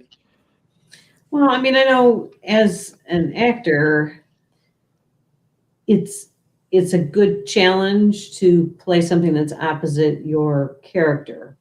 But for me, when I do that, I have to recollect things that happened in my life to trigger the emotions that you need to play that character. So I don't think necessarily you have to play people who are like you, but I think in order to play against your type, you have to be able to dig deep and do they refer to as transference. So you transfer the emotion that you had in life in a different circumstance into that character because that's the emotion that character needs at that point in time. So as part of the challenge to find maybe a character that is far away from yourself as a person as possible to see where you can stretch, or is it better? And I've been in plays where I've had to cry, on stage at a particular point in time, and I do get involved like in the mindset of that character, but it's, for me, I trigger it with things that have happened in my real life. Cool. Like I said, it's always been an interesting phenomenon because you just see it, especially in the big machine. Just put it, the corporate sort of thing. It just, here's a recognizable name. We'll stick them in front. It just becomes trite. So it's good to let people know when something's a genuine product. And also, if you're thinking about doing it yourself, how do you check and balance? How do you avoid the danger signs that you might actually destroy your product by looking just to indulge yourself, because at the end of the day, time and effort. You need some sort of payback for your time and effort, don't you? Yeah. Well, And that everything's a motivation. failure because it's just a therapy session, if that makes sense. Then you're not really going to get anywhere. There's still a bit of having to take the audience into account, don't you think? Yeah, I mean, it's always, self-reflection is always difficult, and I think, like, I'm not in a position to just be able to do whatever I want, like some of the folks in Hollywood can, but you probably get to a point where you can just make whatever kind of movies you want. The money will come, the fame will come, and you probably look less back at that end product in terms of its quality. I think it's just like an ego thing at that point in time. Yeah. And that's where hopefully the indie market, this is the challenge to that, because there's a hunger. There's a hunger out there for genuine content now. Yeah. People are tired of the machine, and that's why I'm bringing these, let's not go down that road. And this shows members, but as creators as well, probably primarily towards creators, and what are the pitfalls? How do you avoid them? How do you think about them? Do you think about them beforehand? Or is it after you have something goes wrong? How do you have that sort of check and balance along the way, as well as this desire to create something? Yeah. Yeah. I think the motivation shines through, like when I first started the movie I'm working on now, Blood Repentance, like when I was going to be in it originally, but not because I had any interest in acting. It was more because it was a necessity, like I was going to do it in like a found footage style. And I had a certain number of characters I needed, and I was going to be the camera guy and play it, have some like off camera dialogue kind of thing. But as the production grew, I grew out of the project. I didn't care. My interest is not to be in front of the camera. My interest is to be behind it, either via, writing the story or doing the cinematography or just directing in general. I don't know. It's interesting you asked that question. I've never actually ever been asked that. It's a really interesting one. I've really never thought about it. I think for me, it depends on who it is. I mean, that show Barry that's on HBO right now. Bill Hader's directing and acting, and I think he's doing a fantastic job. I'm really enjoying it. And I don't think it's much of an ego trip for him. I think it's a case by case basis. It depends on who it is.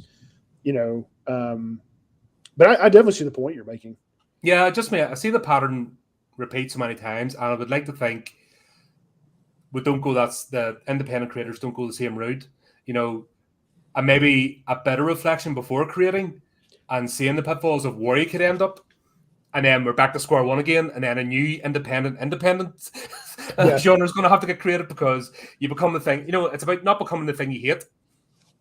If Steve were doing a movie every 6 months, it's like the latest Steve Herman project starring Steve Herman. Like people get tired. It's like, okay, dude, come on, man. It's like give it a rest. Come on. The next Vanity Project by Steve Herman. Like,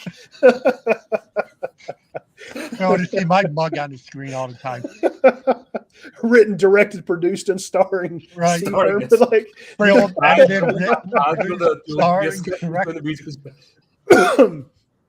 by the way, can I give a shout out to Dell? She is awesome. I'm really enjoying her commentary. She is great. Fantastic. Dell is one of our contributors. She's one of our authors that and she's contributed quite a few stories. One of also this podcast's greatest supporters. She's always there. She's always liking and sharing. She's your dream contributor. Do you know what I mean? She's always there. Every time there's a comment on the video, all the stuff that actually. It's okay patting somebody in the back, but actually being there, prepared to share their stuff. She's turned up to many live broadcasts as well. We'll have Eugene in as well, McLean, but I think he dropped off. He's another one of the authors. So these are guys I work with, and built a rapport with over the years, and they're fantastic. I wouldn't be sitting here doing what I do now. And it's actually these people bugging me to do interviews, is why I decided to, start this segment. It's actually people calling, you going to interview folks? Oh, okay, I suppose I will. I'd no thought myself about being the interviewer, no no aspirations to do it. It's just people ask me, got fantastic bunch of people I'm working with, and that's back to what you're saying. The way you have been inspired by other folks, so have I. That's what we're all about, and we're trying to create here. And the more we can build this independent community of people lifting each other up rather than tearing each other down. And I always say to my authors as well, don't just share an episode that you're involved with. Share at least one other author's work. If you can do that, that multiplies by 10, 20 times That's how the word gets out. Yeah, and it gets noticed. I just in my own experience. I mean, like when I was when Trepidity stuff would pop up. I mean, I didn't do it every time, but I would share it, and and Ann noticed it, and she actually called it out one day. And I never told you that, Ann, but I really appreciated you doing that. She when I came on as a associate producer, she actually mentioned that in the little announcement of me. She's like, he's very active in the community. He's always sharing stuff. Like that kind of thing gets noticed, And so it just, and thank you for seeing that and calling that out. That actually meant a lot to me. I never told you that, but it meant a lot to me. Yeah, I mean, that's one thing that I really like about doing the Indiegogo campaign is that every time someone makes a contribution, I make a custom graphic for them. It's got their name in it. And then I do a little research on them, either on IMDb or I'll look at their Facebook profile and see if I can share a tidbit about that person with our entire group of 2,200 people to kind of give them a little, lifting up as well. Plus, I mean, we just really appreciate the support. And that's part of the people forget about networking. It's not about who you get to know; it's who you introduce other people to. And it mightn't come back immediately, but you make a connection. Okay, Bryan, here's Steve. Steve, here's Bryan. Start working together, and then you just forget about it and go on. But the fact you've made that connection, that's always remembered somewhere. Oh yeah, Colin did that, or oh, Anne introduced me to somebody, oh, fantastic. And that it's a longer route, and I think people grab the glory, if that makes sense. And that's why I'm always not preaching, but warning against not getting that mindset. Don't worry about that. Yeah. Worry about your creating and be honest about it. Your star, do that. Yeah. Your star, and Steve's a perfect example of this. I'm glad you brought that back up because I wanted to say this. You were asking earlier about, Steve being such a humble guy and staying behind the scenes. How do you balance like him getting attention? He doesn't have to worry about that because people love him so much. They're going to brag about him. His star is going to shine. I mean, Ann and I both have multiple times in this podcast talked about how great Steve is. And Steve is not, and Steve, his attitude the entire time has been to sit behind the scenes. He doesn't have to worry about that because people love him. And when you love somebody, you're going to brag about them, so like that, I think your star, that humility will bring about your star shining. That's the really cool thing about it. Like it's, you just don't even have to worry about it. It just happens. Yeah. It's like people self-defeat before they even begin because they worry, I think, too much about being at the pinnacle where, life's pyramidal anyway. There's only so much at the apex that can fit. And even then, getting from like the third tier to the second tier to the first, that's a 90% harder struggle than going from the bottom rung to get to the middle. But you can quite easily climb the ladder and get somewhere. And it'd still be a rewarding, productive life. And it can still be worthwhile creations. Yeah. And it's just about reminding people, why are you getting into this? Why are you making something? Why do you want to do it? Why do you put pen to paper? Why do you turn on the camera?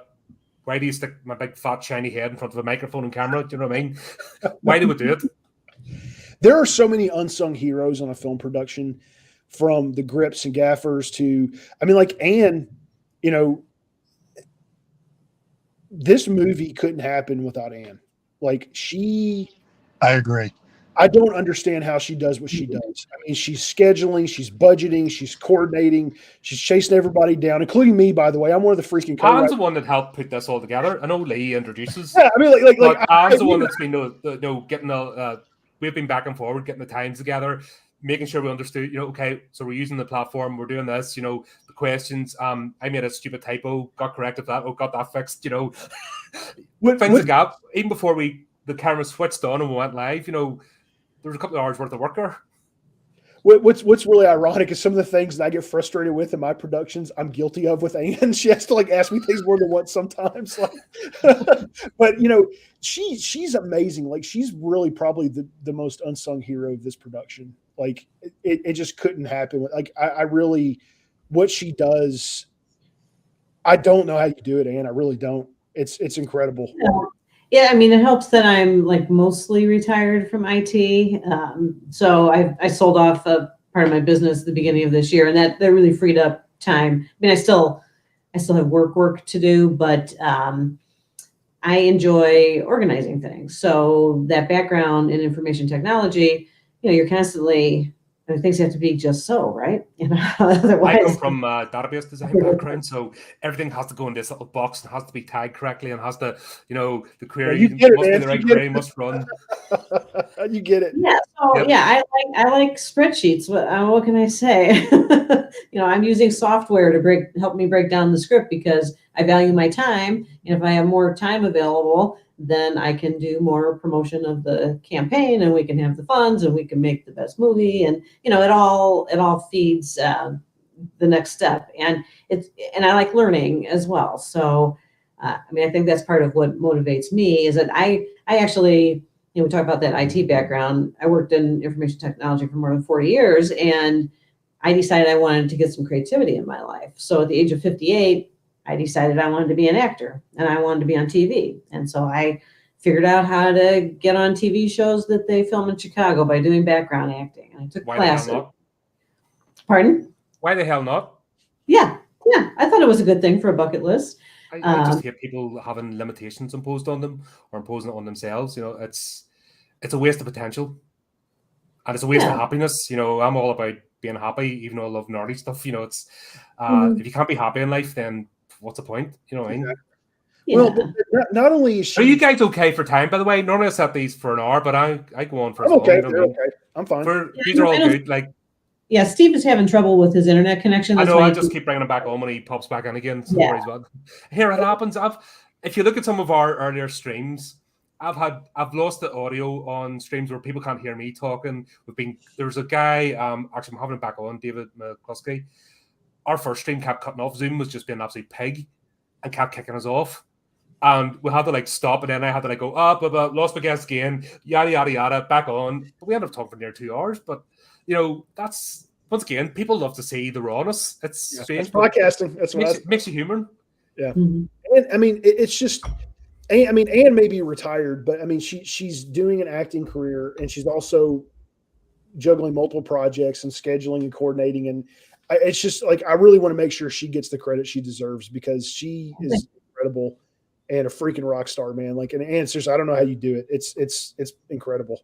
It really is. Sometimes I'm a little tired. It's worth it though, because there's always peak and trough, isn't there? There's that time you're just absolutely knocking your pan in, and you can't see for one day for the other, and especially when you're trying to balance things, and then you get that and then 2 days later, I'm bored. I need something to do. I think if you're that way minded, you don't stop. Yeah, you might complain about being tired, but you're in the moment though, and you get that end. You've got an end goal, and it's going to create something. Yes, and with working with Steve, he already has ideas for several more films. So, he'll bounce ideas off of me. So, I know he has more creativity in him, and hopefully we can all keep working together and have more podcasts with you, Colin, and talk about future absolutely. projects. This isn't a one-shot deal. I want all sorts of guys on. I want to talk about different things. I want to see projects out there. I want to shine a light on it. I also do reviews as well. I know you've mentioned another movie which you've currently got out there. Yeah, I'm going to watch that during the week and do short reviews of that'd as be well. nice. So I'll put that out there. When Steve comes back on, we'll have horrific tales. So like I said, we deal with authors. We perform excerpts, maybe a chapter or a short story. There's just another way to do it. Because I started podcasting sort of 2013. So with another thing, and I was actually interested in the radio plays. So the old 1950s radio plays, The Lone Ranger and Graveyard Mansion and all that kind of stuff. So I got into Foley artistry. There's something about having a table full of random stuff and trying to make sound effects. That stuff's brilliant. I still use some of it. I use a lot of digital stuff, but I still use some of that stuff I made years ago for what we do now. That's part of the fun. Just giving if somebody else has a vision and you can give them a bit of a boost and give a bit of life to it, why not? And it's fun to do. Yeah. Filmmaking very much is a team.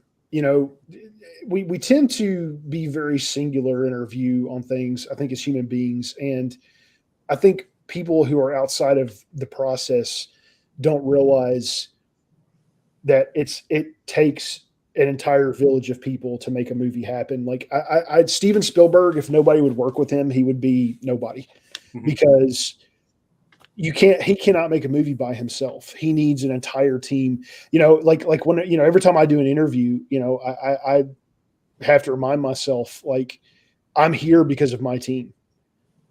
Like I just happen to be in the position where I'm talking to people, but all of my crew and all of my actors, ultimately, I'm here because of them. I'm being the spokesperson for them. I'm standing on their shoulders. So it's important to always remember that, like, any success you have as director, it's purely because of your team. And it's important, the team you build, and that's, going back to Acrostar. I mean, like that's what's so. I mean, Acrostar is doing so well. Steve has done an incredible amount of stuff in a very short period of time. I mean, it's really amazing what he's accomplished. He doesn't. Sometimes I feel like Steve doesn't really give himself enough credit or understand how amazing what he has accomplished is. You think he's got you? Yeah, well, yeah, I guess maybe, but like it's as a filmmaker, I'm in awe of him. There's no way I could pull off what he's pulled off, and he's also just managed to build this really incredible group of people who all love him. Like, everyone loves Steve. Everyone loves Steve. And it's not in a sycophantic manner. It's actually genuine family sort of vibe. Yeah, it very much is. Like I mean, dude, I fell in love with the guy. Like, I mean, and he loves them. And I mean, and you can see that he's very protective of them. He's very fatherly. And I think that's awesome. And you can see him express that love. And, like, when he was talking about that short he did with Tatum, he let Tatum direct that. Like, I mean, like, if there's anybody in the crew that wants to do a specific thing, he will make it happen. If I'm pretty sure if I went to Steve and said, Steve, I want to direct something that you've written, I'm pretty sure he'd let me do it. He'd find a way to make it happen. That's just the kind of guy he is. That's wonderful, because we need to see more of that back again, because that's why a lot of us been lost in the machine. I mean, the sort of corporate world that's even been lost, even teamwork. Like, I'm burnt out. I'm not even 50 yet, and I'm burnt out with work. And that doesn't mean I don't want to do something productive, but the sniping, the environment, everyone trying to scramble up one rung of the ladder for what? It's a pointless waste of energy and effort. And you see it in creativity as well, which is starring it, because creativity is escapism, and it's all in the fruits of somebody's labor. And I just want to see that back again. I want that to come back in the creative endeavors. And that's why people like yourselves are so important, and it's so important that you get as much exposure as possible and let people see it, you're genuine, the real deal, which hopefully they do. It's vital, and we need that to get back, because my whole thing is, as well, and back to what you're talking about, Steven Spielberg, and that one thing we are about this channel is anti-piracy. Because it takes a village of people to create stuff, and a minimum 10, 20 at the core, and then everyone else you bring in. It's not just the big stars or the people at the top you're doing out of it. You're doing out workers, or maybe somebody might even get a casual job or a job as an extra. That if you take money, if you don't support creative project, even like books, or like a lot of these indie films, they're less than a cup of coffee. You know what I mean? A cup of coffee's $5 now. So what are you really giving of your time just to support creative endeavors? You've all different tiers on the Indiegogo campaign, so not everyone's having to like take out a second mortgage and jump in. You can easily just show your support and get a thank you. That's if you need something back for it. Well, I mean, a lot of people don't. You don't need to give an exorbitant amount of money. Like if 2,000 people saw it and gave $1, that's $2,000. 50 or $250 budget already paid for. Like when sometimes when I share it, I'll just put that on there. Like, if everybody just gave $1, that's I mean, anything helps. That's one more dollar that we didn't have. We're not going to scoff at any particular thing. Love what Alan said about being room for everyone. So Dale, listen, if you want to be whatever you want to do, you absolutely can make it happen. Like, I think that's great. Like, I encourage everyone. Something that changed my life. There was Joe Bob Briggs did a little monologue on the last drive-in, and you can find on YouTube. It's called "Keep Rolling," and it's about 5 minutes and 47 seconds long, and he talks about filmmaking. And he said one thing in particular that completely changed my attitude. And he said that, I'm not going to repeat the language he used, but essentially he said there's no such thing as an Oh, go ahead if you want to, and we don't care. No, it's just who I am. So, like but he said essentially there's no such thing as an aspiring filmmaker. He said you are a filmmaker. He said you're not a doctor, you're not an accountant, you're not a mechanic, you're a filmmaker. He said if you've got 10 minutes a day to work on your screenplay, you work on your screenplay for 10 minutes a day. You're a screenwriter. You're. And when I heard that, man, I was so fired up. I was like, yeah, we're making this happen. I just started making my movie, So like, I love to encourage people and I love to inspire people. And like, I want everyone to feel the magic that I'll never forget. And it almost can make me cry a little bit. I'll never forget the first day on set of my movie. I'm literally standing there in this location, and I'm surrounded by actors and crew. And it's just like this so surreal. I mean, I'm reliving it right now as I talk about it. It's like, holy crap, I'm making a movie right now. Like these people are speaking the dialogue I wrote, it's magic. It's amazing. I want everyone to get to experience that. I'm stoked to hear that. And Dale, add me on Facebook if you ever have questions, or if you ever have any, if you ever need any help or anything towards pursuing your dreams, man. I'm happy to try to answer any questions or offer any help that I can. I'm trying to talk her to come on, but she won't do it. I keep trying to get Dale to jump on camera, but she's like shy, and I'm like, dude, it's only a bunch of people talking. Yeah, it goes out the. Yeah, get on the podcast. Come on, you got to do it. Yeah, Steve has sent me a message and said he's tried to reconnect and he's just buffering and buffering. So he probably won't join us again. That's a shame. No, I kind of guess he had problems there. I'm just keeping an eye out here. He's just not in the major metropolitan area at the moment, so they have trouble with the connection. You do what you can. At the end of the day, even him being isolated, he was able to join in. Yeah. Mm-hmm. Do you know what I mean? And that's the beauty of technology and these platforms, is that with more chance for people to connect. Now, the other side is that the establishment, the so-called creators, they're seeing their bubble get burst because they have been so lazy. They've got, it's the fall of Rome. They have just used the not being challenged.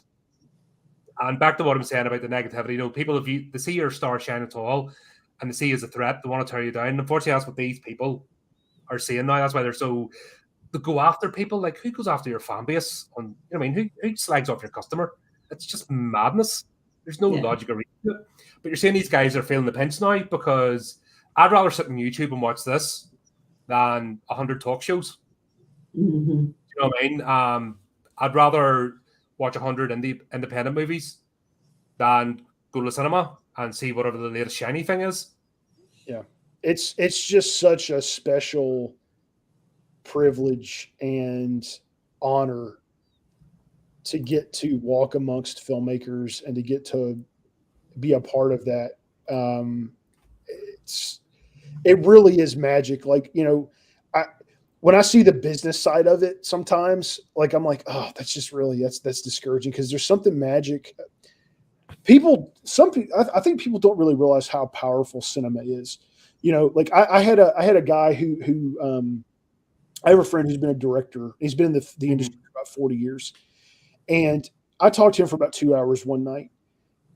And he said something to me that was really profound. And I had never considered this. He kind of cautioned me to consider the power you wield as a filmmaker. Because he said, you're not just making entertainment. You have the power to change people. You can make something so powerful and so compelling and so gripping that you can literally change people at their foundation. It's one thing to influence, but it's another thing to change. You can change people's beliefs even.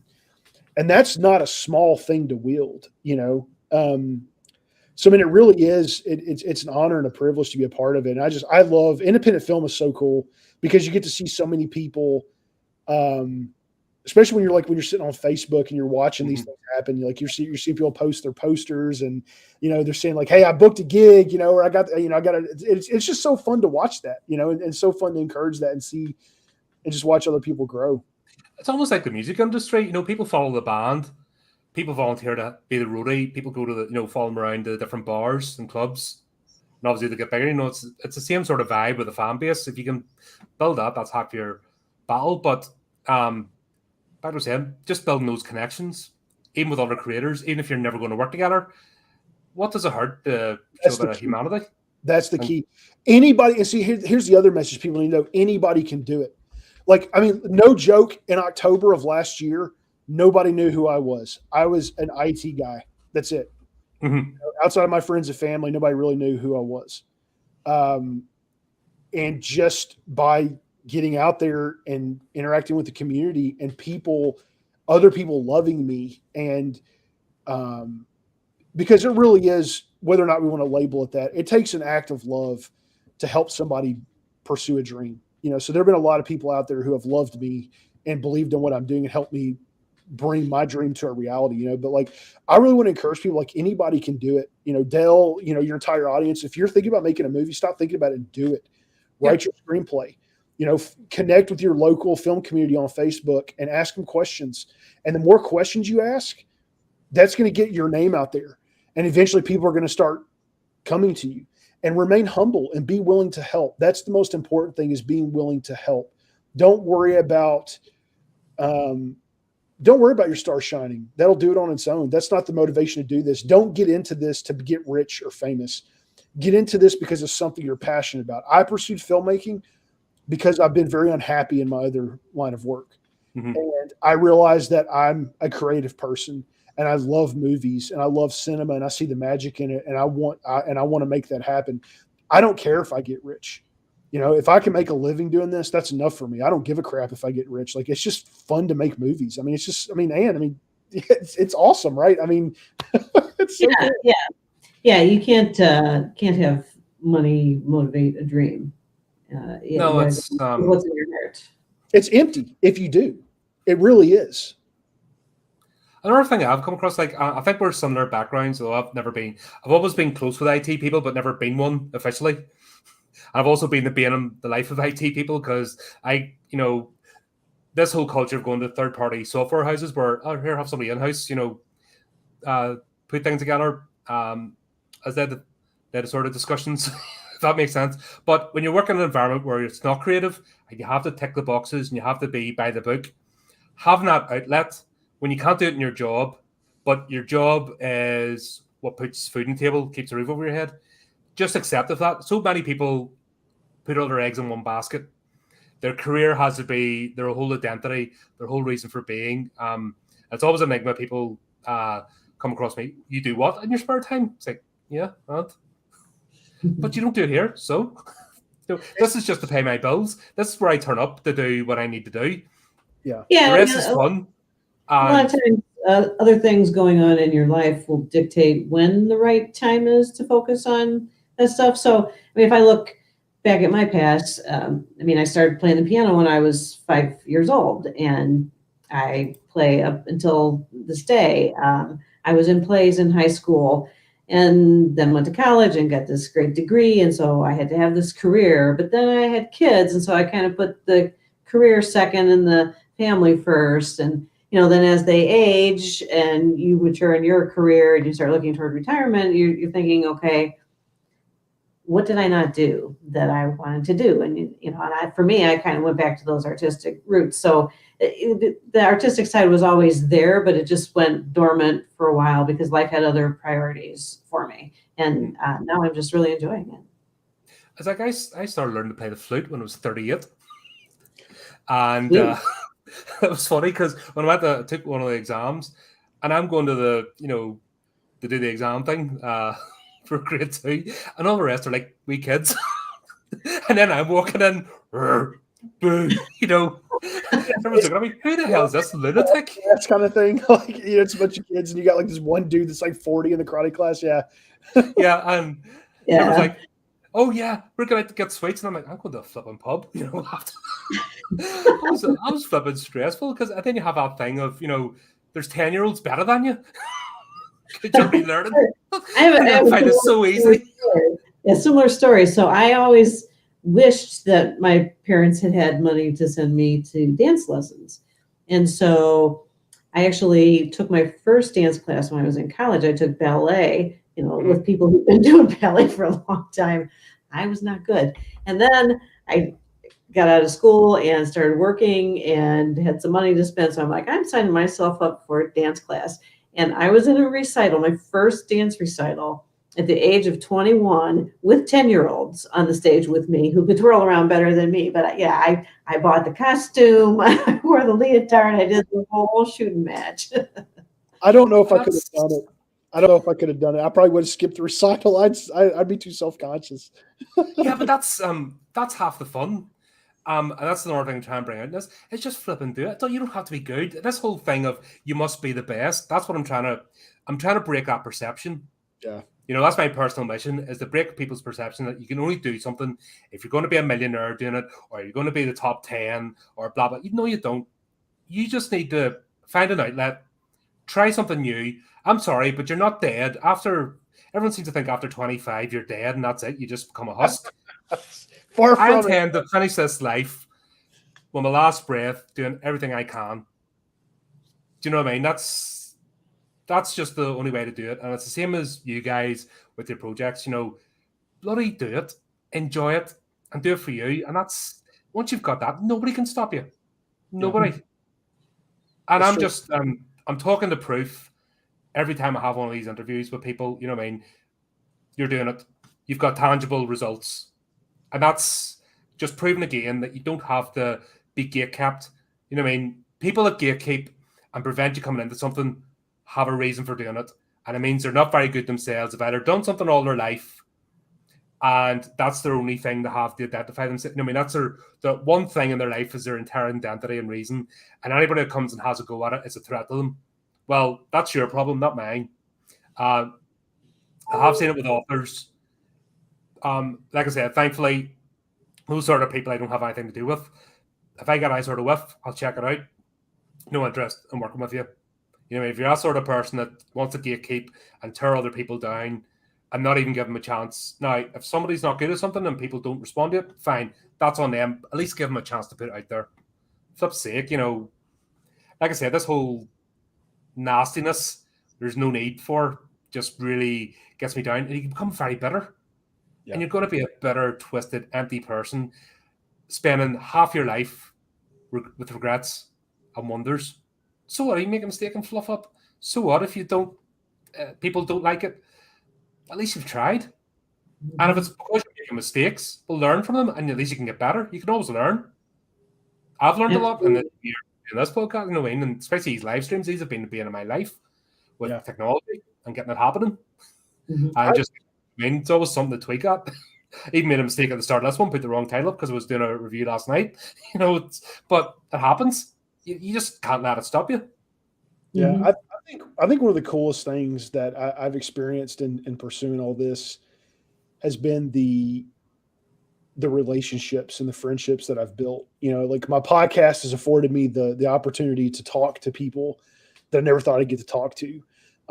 This week I interviewed a guy named John D. Hancock, and he's mm-hmm. been directing for over 50 years.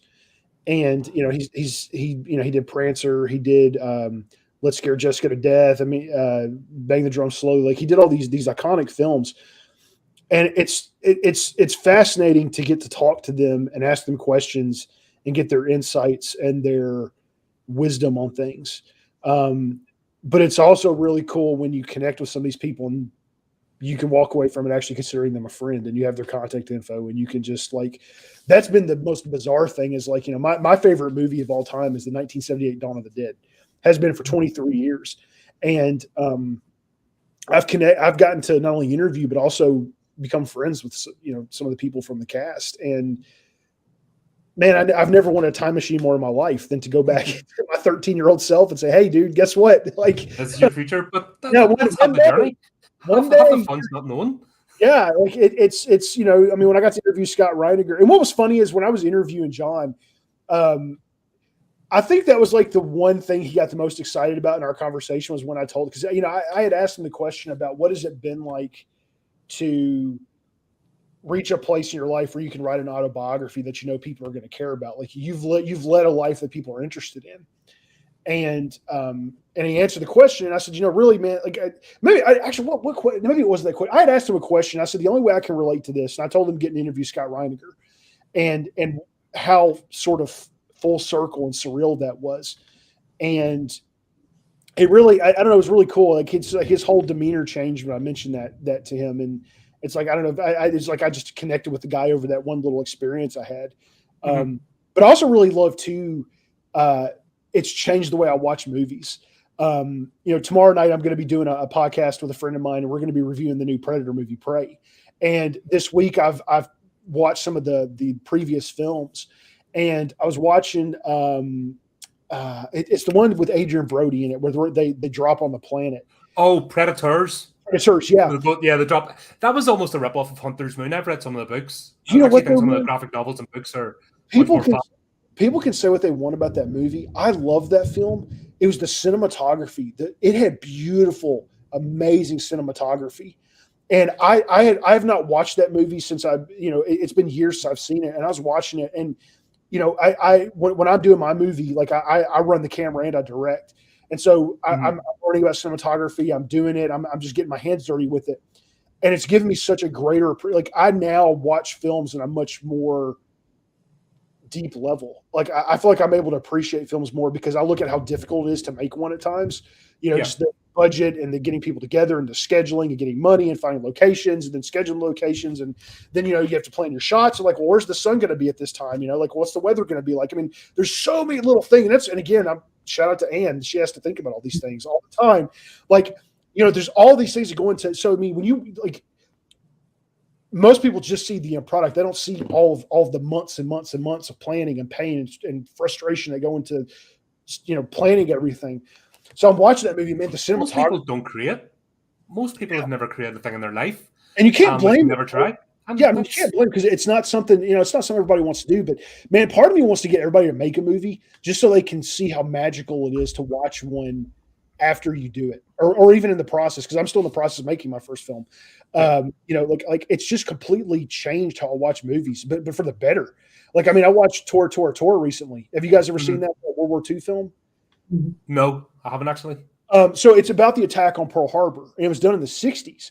And I was watching this movie and working at the same time, and I'm just like the whole time, like, holy crap! Like every time I was like, holy crap! How did they? I mean, just what they pulled off in that film, especially like the aerial shots. They didn't have drones back then, man. They're and they're all the aerial shots they have with the planes and stuff. I was just so in shock and awe and blown away by what they accomplished with this film in the 1960s, or like 2001: A Space Odyssey. All the stuff Kubrick did in general. I mean, it's just filmmaking is awesome. Like I love it. It's one of the most amazing things in the world. And I want everybody to do it. Absolutely want everybody to do it because it's amazing. Something creative. My whole mantra and the whole thing behind this podcast is don't just consume, get involved. I say it at the end of every one, get involved with the links. If you've never written before, even if it's a short story, just if you've no intention of getting published, put something down. We'll give it a shot and get it out there.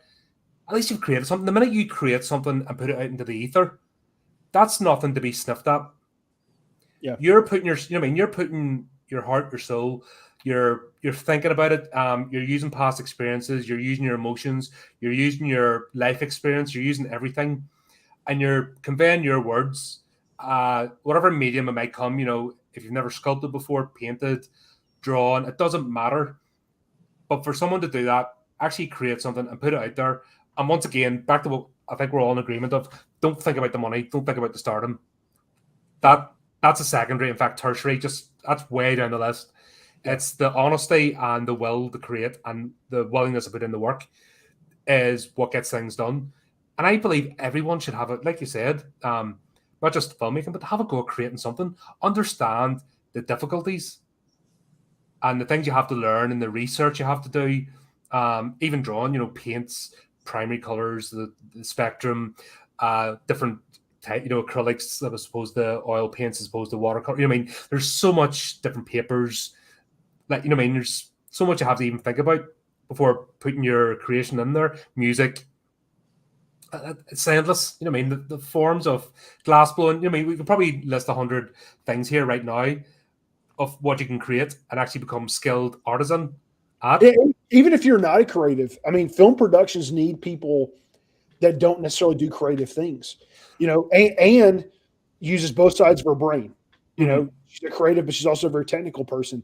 We need ants. We need people who can be production supervisors and line supervisors, or I'm sorry, line producers. We need people who can budget. We need people who can, like movies. I want to get those sort of people onto this show because I've spoken to authors, I've spoken to directors and actors. I want to reach out, and I've had a couple of unsuccessful times. People haven't turned up, etc. But I've tried to speak to sound engineers and best boys. Anybody in the background, I want to hear from, and I want to get you out here and talk about your craft. And even if it's a bunch of people, and just talk about the background, what it takes. Why not?